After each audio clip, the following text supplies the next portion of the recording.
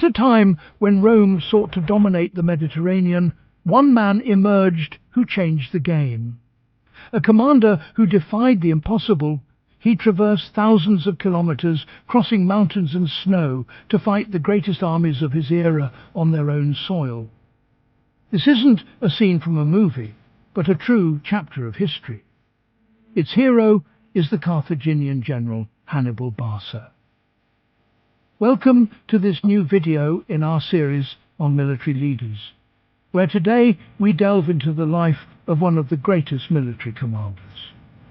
Today we take you on a journey back in time to tell the story of one of the most daring military campaigns in ancient history, a story that began with a childhood oath and ended in a way no one could have predicted. Hannibal Barca belonged to the wealthy and aristocratic Barca family, one of the most powerful houses in Carthage. His father, Hannibal Barca, was a prominent military commander who led the war against Rome in Sicily during the First Punic War. Due to his military campaigns, Hamilcar was absent from Hannibal's early childhood, but his intellectual and military influence left a profound mark on his son. Little is known about Hannibal's mother, except that she also gave birth to his brothers Hasdrubal and Mago, and his sisters, who married into noble families. Hannibal was born in 247 BC, a time when Carthage was suffering defeat at the hands of Rome. He grew up in an aristocratic environment and received a high-quality Greek education from a private tutor, learning to read, write and study Greek philosophy and literature. However, his childhood coincided with harsh events: the defeat of Carthage, the imposition of heavy reparations, a mercenary mutiny, and Rome's conquest of Sardinia, events that fueled a deep hatred for Rome within him. In 237 BC, Hamilcar took his son Hannibal to Spain. Before leaving, he made him swear an oath before the temple of Baal to be an eternal enemy of Rome. There, Hannibal began his true military training, learning combat, horsemanship, leadership and maneuvering. He accompanied his father on campaigns against the local tribes. In one of these campaigns, Hamilcar was killed in 229 BC, sacrificing himself to save his sons from an ambush, thus placing the burden of responsibility early on the young Hannibal. Hasdrubal the Fair took over the administration of the Spanish colonies, while Hannibal emerged as a promising military leader. After Hasdrubal's death in 221 BC, Hannibal became the supreme commander of the Carthaginian forces in Spain. He established his base in Carthage and began building a strong army and amassing resources in preparation for confronting Rome. In 219 BC, he besieged the Roman allied city of Saguntum, defying Roman ultimatums and wisely distributing the spoils after its fall to secure the loyalty of his soldiers.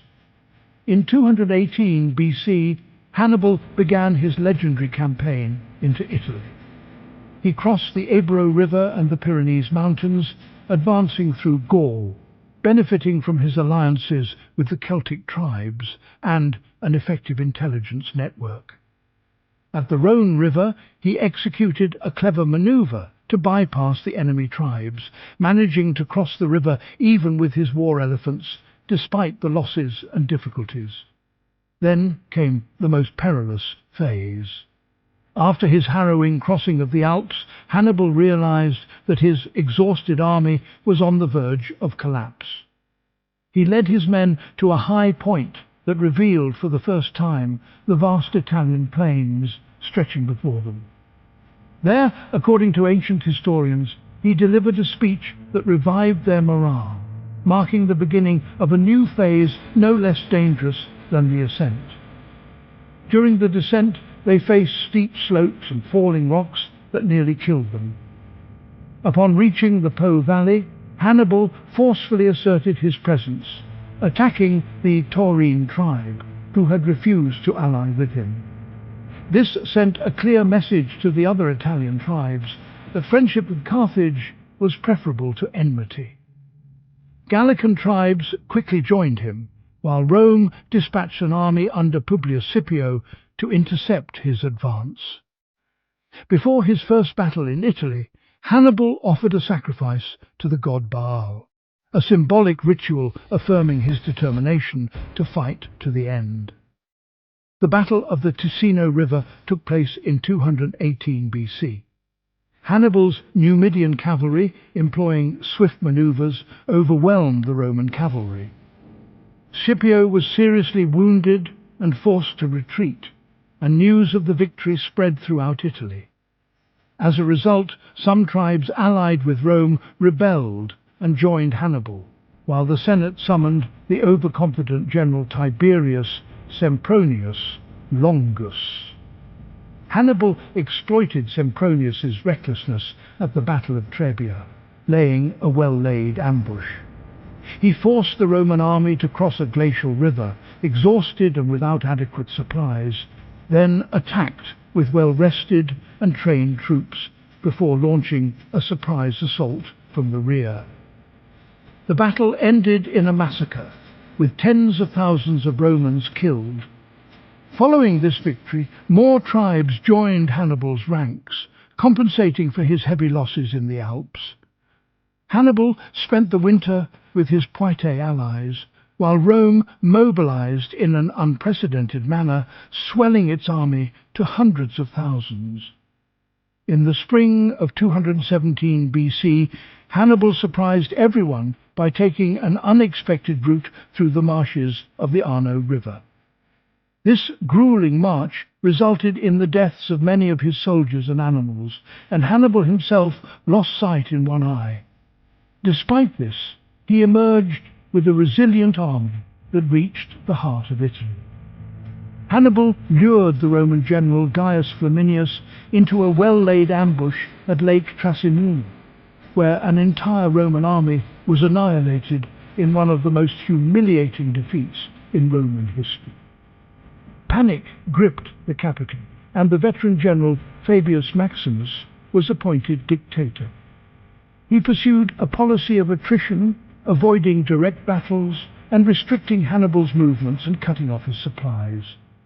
Despite this, Hannibal continued his ingenious maneuvers, managing to escape Fabius's encirclement with a famous flanking maneuver using cattle.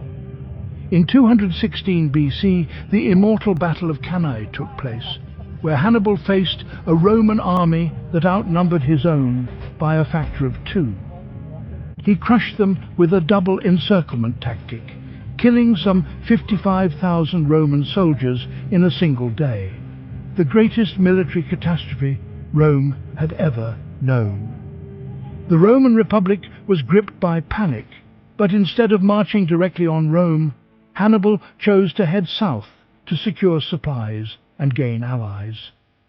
Here, the momentum began to gradually wane, as it became clear that his new allies were unreliable, and that his decision not to attack Rome would later become one of the greatest what-ifs in military history.